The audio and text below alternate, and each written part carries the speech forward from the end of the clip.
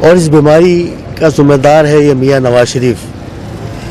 اس سے بڑا غدار، اس سے بڑا مجرم اس ملک کا کوئی ہو نہیں سکتا. پاکستان کی تاریخ میں اتنے وزیر اعظم آئے ہیں، اتنے لوگ آئے ہیں، لیکن اس جیسا میں سمجھتا ہوں کہ پاکستان کے لیے یہ ناسور ہے. اس نے پاکستان کو اس دورائے پہ اس نے پہنچا دیا ہے.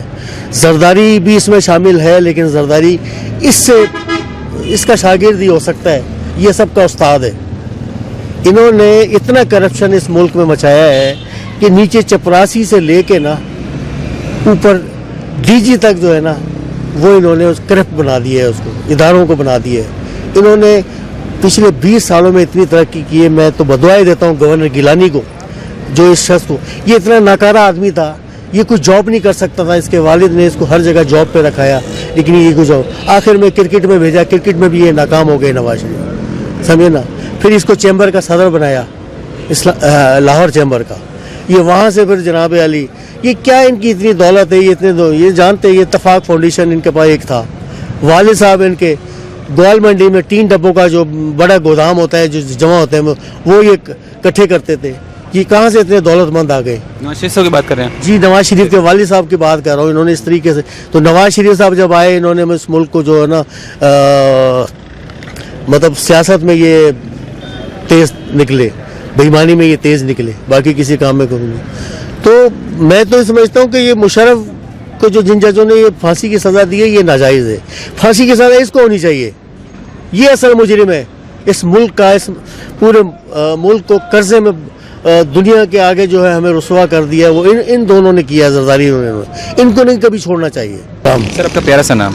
شکیل عزیز بیٹا. تو مجھے انتہائی دکھ ہوا اس والے سے کہ آپ کے پاس وہ سرمایہ تھا جو آپ نے پوری نسل کو آگے چلانا تھا. ایک مستقبل آپ سوچ کے آپ نے اپنا بزنس سٹارٹ کیا، سب کچھ ہوا. اسلام آباد میں بہت بڑا نام تھا آپ کا. بڑے بڑے ہمارے جو لیڈرز جو آج نواز شریف صاحب ہیں، نواز شریف صاحب ہیں، کہ پاکستان میں آٹو موبائلز میں پہلا آدمی ہوں جو کمپلیٹ انجینئر ہوں، diesel mechanic, petrol mechanic, electrical میں. اور اس بات کا واضح ثبوت یہ ہے کہ پاکستان کی تینوں مسلح افواج کے ہائی آفیشل میرے کلائنٹ رہے ہیں، جس میں میجر جنرل، لیفٹیننٹ جنرل تک، ایئر کموڈور تک میرے کلائنٹ رہے ہیں. اور ایون کہ ایک زمانے میں کور کمانڈر کی گاڑی میرے پاس اسپیشل بننے آئی اسلام آباد میں. میرا اتنا نام تھا. سپر آٹو مین ادارہ میں نے چلایا، جس میں میں نے اسلام آباد کے تمام اداروں میں، جیسے ججز ہیں، ایم این ایز ہیں، سینیٹرز ہیں، وکلا ہیں، جرنلسٹ ہیں، ان سب کو میں نے آٹو موبائل کی سروس دی ہے. اور وہ سب میری سروس کو مانتے ہیں. اور اس میں میری جو وزٹر بک ہے، وہ میرے خیال پاکستان میں پہلا آدمی ہوں جو وزٹر بک جو انہوں نے میرے بارے میں قصیدے لکھے ہیں، وہ اگر آپ پڑھیں گے تو آپ کو اندازہ ہو جائے گا. اس میں پی ایچ ڈی نہیں ہوتا آٹو موبائل میں، لیکن مجھے انہوں نے پی ایچ ڈی کا خطاب دیا ہے. لیکن میں اللہ پاک کا شکر ادا کرتا ہوں کہ میں نے بڑی عزت سے باوقار زندگی میں نے گزاری ہے. بس کچھ لمحے میں ایسا میرے ساتھ ہوا کہ میں بیماری میں مبتلا ہوا، اور اس بیماری کا ذمہ دار ہے یہ میاں نواز شریف. اس سے بڑا غدار، اس سے بڑا مجرم اس ملک کا کوئی ہو نہیں سکتا. پاکستان کی تاریخ میں اتنے وزیر اعظم آئے ہیں، اتنے لوگ آئے ہیں، لیکن اس جیسا میں سمجھتا ہوں کہ پاکستان کے لیے یہ ناسور ہے. اس نے پاکستان کو اس دورائے پہ اس نے پہنچا دیا ہے. زرداری بھی اس میں شامل ہے، لیکن زرداری اس کا شاگرد ہی ہو سکتا ہے، یہ سب کا استاد ہے. انہوں نے اتنا کرپشن اس ملک میں مچایا ہے کہ نیچے چپراسی سے لے کے اوپر ڈی جی تک جو ہے وہ انہوں نے کرپٹ بنا دیا ہے، اس کو اداروں کو بنا دیا ہے. انہوں نے پچھلے 20 سالوں میں اتنی ترقی کی ہے. میں تو بدوائے دیتا ہوں گورنر گیلانی کو، جو اس شخص کو، یہ اتنا ناکارہ آدمی تھا، یہ کچھ جاب نہیں کر سکتا تھا. اس کے والد نے اس کو ہر جگہ جاب پہ رکھایا، لیکن یہ کچھ آخر میں کرکٹ میں بھیجا. کرکٹ میں بھی یہ ناکام ہو گئے نواز شریف، سمجھے نا. پھر اس کو چیمبر کا صدر بنایا، لاہور چیمبر کا. یہ وہاں سے پھر جناب علی، یہ کیا ان کی اتنی دولت ہے. یہ جانتے ہیں. یہ اتفاق فاؤنڈیشن ان کے پاس ایک تھا. والد صاحب ان کے گوال منڈی میں 3 ڈبوں کا جو بڑا گودام ہوتا ہے، جو جمع ہوتے ہیں، وہ یہ اکٹھے کرتے تھے. یہ کہاں سے اتنے دولت مند آ گئے؟ نواز شریف صاحب کی بات کر رہے ہیں جی، نواز شریف کے والد صاحب کی بات کر رہا ہوں. انہوں نے اس طریقے سے، تو نواز شریف صاحب جب آئے، انہوں نے اس ملک کو جو ہے मतलब सियासत में ये तेज़ निकले, बेईमानी में ये तेज़ निकले, बाकी किसी काम में कोई नहीं। तो मैं तो समझता हूँ कि ये मुशर्रफ को जो जिन जजों ने ये फांसी की सज़ा दी है ये नाजायज़ है। फांसी की सज़ा इसको होनी चाहिए, ये असल मुजरिम है इस मुल्क का, इस पूरे मुल्क को कर्जे में दुनिया के आगे जो है हमें रुसवा कर दिया है, वो इन दोनों ने किया, जरदारी ने। इनको नहीं कभी छोड़ना चाहिए। मैंने जितना काम किया है, मैंने हमेशा उतना टैक्स दिया है, मेरे आर्टिकल्स भी छपते रहे, मैंने उसमें सब में लोगों को ये एडवाइस किया है कि देखें मुल्क टैक्स के बगैर नहीं चलता। जो पढ़े लिखे लोग हैं, जो बिजनेसमैन लोग हैं, वो टैक्स दें। टैक्स देंगे, आपके रोड भी बनेंगे, गलियाँ भी बनेंगे, आपके सीवरेज का निज़ाम भी ठीक होगा, आपको पानी का सिस्टम भी ठीक मिलेगा। अगर वो आपका टैक्स को सही इस्तेमाल नहीं करते तो आप उनसे खड़े होकर ये पूछ सकते हैं एज ए अवाम कि आप किसी को पैसे दे रहे हैं तो भाई आप हमारे पैसे को कहाँ लगा रहे हैं। तो मसला ये है कि जब मुल्क का एक हुक्मरान चोर हो तो अवाम भी चोर है ना। अवाम टैक्स नहीं देती, वो कहते हैं कि हुक्मरान चोर है, हम क्यों टैक्स दें। रीज़न असल में ये है, उनको अवाम को ये मिला हुआ है, क्योंकि अभी तक कोई हुक्मरान ऐसा नहीं आया कि जिससे इमरान खान बाहैसियत एक इंसान ये करप्ट नहीं है। मैं ज़ाती तौर पे ये मेरी जो एनालिसिस है वो मैं इतने साल से मैं इस मुल्क के अंदर में हूँ और मैं मुख्तलिफ हुक्मरानों को मैंने देखा है। इस बंदे को पैसे की भूख नहीं है, लेकिन इसके पास टाइम नहीं है। इसके जो कैबिनेट में जो लोग हैं वो भी चोर हैं। 65% लोग जो है ना उसके साथ चोर हैं। जो कुछ लोग तो ऐसे हैं जो इसको हटाना चाहते हैं, जो इसकी जगह लेना चाहते हैं, जो इसके दाएं बाएं।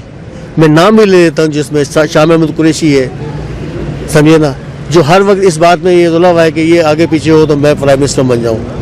इन्हें थोड़ी सी शर्म आनी। शाह साहब, आप सैयद हैं, आप गद्दी नशीन हैं, आपको ख्याल आना चाहिए।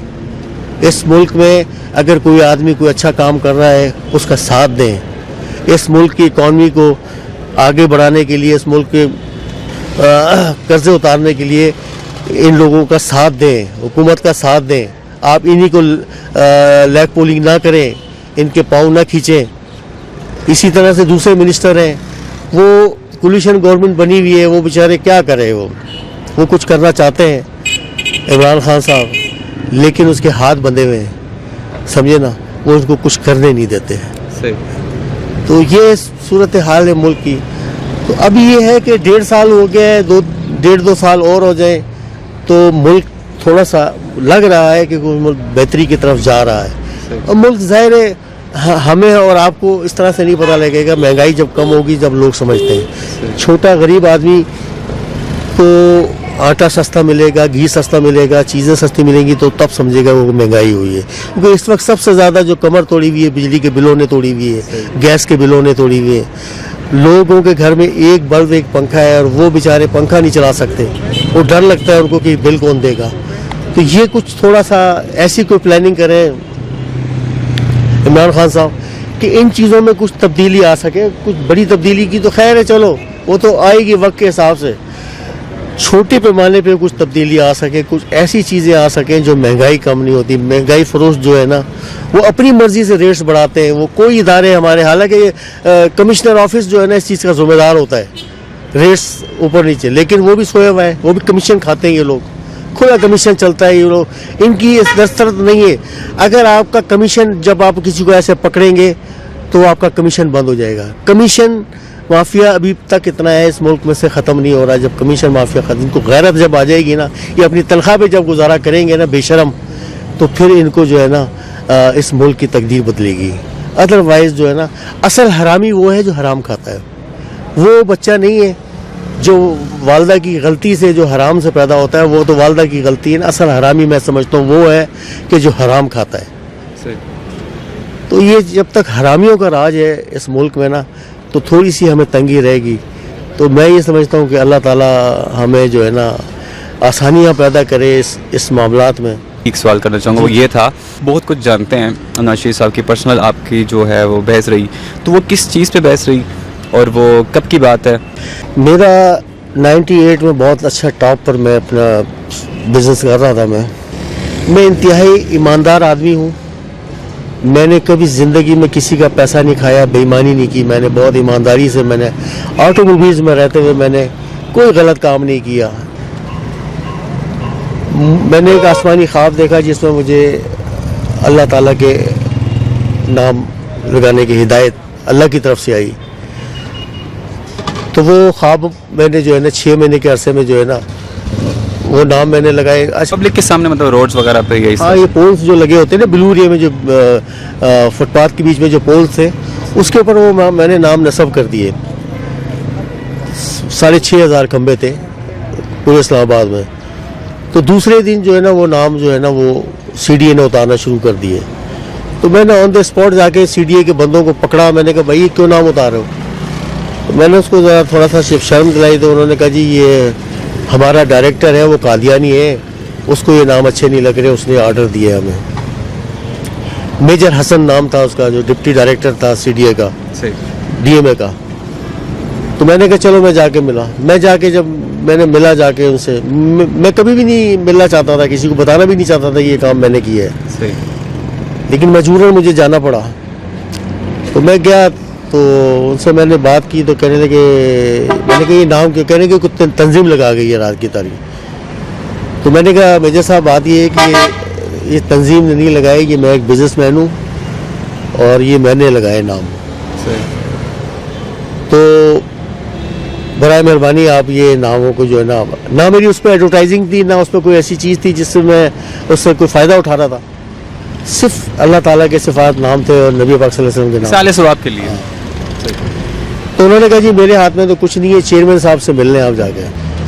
तो चेयरमैन साहब आए, चेयरमैन साहब से बात की. तो वो चेयरमैन साहब के अपने वो सिलसिले थे, चक्कर लगाते रहे कि नाम साइज़ छोटे हो जाए, बड़े हो जाएं, वो इजाज़त नहीं है, ये नहीं है, वो नहीं.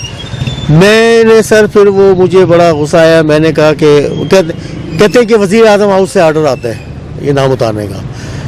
मैं नवाज शरीफ साहब का चाहने वालों में से था, एक बिजनेसमैन था. जब ये नए जब आए 92 में आए तो मैंने बड़े खुशी का इजहार किया. मैंने कहा यार एक प्राइम मिनिस्टर आया, पढ़ा लिखा आदमी, बिजनेसमैन आदमी, ये मुल्क को बहुत आगे लेके जाएगी. तो मुझे यकीन नहीं था. जब मैंने रब्ता किया वज़ीर आज़म हाउस, मेरी अप्रोच थी, चूँकि ताल्लुक़ थे मेरे, तो वहाँ से मुझे फ़ोन आया इसका पॉलिटिकल सेक्रेटरी कर्नल ताहिर खैली कि शकील अजीज़ साहब आपका फैक्स मिल गया है वज़ीर आज़म को, वो कल सुबह आ जाएं, आपसे मिलना चाहते हैं. ये 11 जनवरी 1998 की बात है, जिन्होंने मोटरवे का इफ्तिताह किया था. सही. तो मुझे देर हो गई थी, तो वज़ीर आज़म चले गए. चूँकि तो पॉलिटिकल सेक्रेटरी ने कहा कि वज़ीर आज़म को कोरियन डेलीगेशन आया हुआ था, मोटर का इफ्तिताह करना था, तो वो चले गए. तो मुझे हिदायत करके गए कि आप उनको एक्शन लें CDA पे, ये एक आदमी ने इतना अच्छा काम किया और ये नाम क्यों उतारे. मतलब उन्होंने मेरे साथ में फ़िलहाल तो अच्छा किया, लेकिन फ्रॉड था ये सारा. मतलब उन्होंने मुझे बिहाइंड द सीन कुछ और था. और मुझे खातिर तवाज़े की पॉलिटिकल सेक्रेटरी ने, और फिर CDA के डायरेक्टर को लाइन पे लिया और उसको कहा कि यार तुम एक शरीफ आदमी ने ये इतना अच्छा काम किया है, तुम्हें क्या तकलीफ है? उसने अपना खर्चा करके किया है, प्राइम मिनिस्टर नाराज़ हो रहे हैं इनको ना.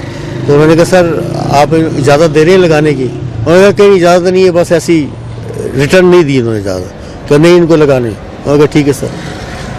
तो मुझे उन्होंने कहा शकील अजीज़ साहब आपने बहुत अच्छा काम किया, आप जाएँ इंशाल्लाह, बहुत आप जाएँ लगाएँ आप पूरे इस्लामाबाद में, आपको कोई कुछ नहीं कहेगा. मैं बड़ा खुश था. मैंने वो पूरे इस्लामाबाद में, यानी कि समझ लें फैज़ाबाद से फैसल मस्जिद तक, F10 से पार्लियामेंट हाउस तक, पार्लियामेंट हाउस से फॉरेन ऑफिस तक, और वहाँ से बनी गाला की तरफ तक मैंने सब जगह लगा दिए. मैं रात को डेली तवाफ़ करता था उन नामों का. एक दिन 27वीं शब आती है, ये 11 तारीख थी जनवरी की, और 27वीं शब की रात को ना CDA ने सारे नाम उतार लिए, रात की तारीख ही में नाम उतार लिए. फिर मैं जो तकलीफ़ में जो मेरी जो हालत हुई ना ख़राब, वो बस मैं ये जान सकते हैं कि मेरे जिस्म में, ये जिस्म तो है, इसमें रूह नहीं है भाई, इसकी ताकत ख़त्म हो गई. मेरा इतना दिल टूटा हुआ है. मैंने ये समझ लें कि मैं मर चुका हूँ, बस जिंदा हूँ। किस लिए जिंदा हूँ ये मेरे रब को पता है। मुझे इंसाफ तो मिल गया है इस नवाज शरीफ की शक्ल में, लेकिन पूरा इंसाफ मुझे तब मिलेगा जब ये इसको हैंग किया जाएगा। ये सजाए मौत के काबिल है, ये इसको जिंदा ना छोड़ा जाए पूरे खानदान को। मेरी तो ये दुआ है। और मतलब जो अपने नबी के नाम है मोहम्मद नवाज शरीफ, और ये नाम मोहम्मद के नाम नहीं लगने दिए इस शख्स ने, तो मैं अब इससे क्या, इसके साथ जो हो रहा है ये अंदर से बहुत बड़ा बेईमान है। और बेईमान आप देख लें, बेईमानियाँ खुल के आ रही हैं सामने, लेकिन देख लें वो बेईमान होने के बावजूद वो नहीं मानते हमने कुछ नहीं किया।